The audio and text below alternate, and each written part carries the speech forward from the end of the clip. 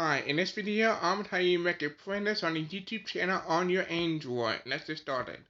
So first you go to your library, then you go to your videos, and then you select one. So I'm going to select this one, then I'm going to select save to playlist, then I select new playlist, then I put a name, Superman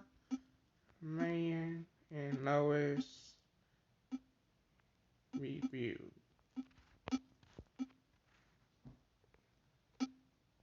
Now that I named it, I select privacy to private, unlisted, and public. Of course, I'm going to make it public.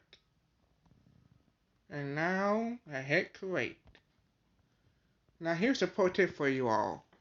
If you go to your YouTube channel on your computer and then hit edit channel, you can put your playlist on your channel for people can see it.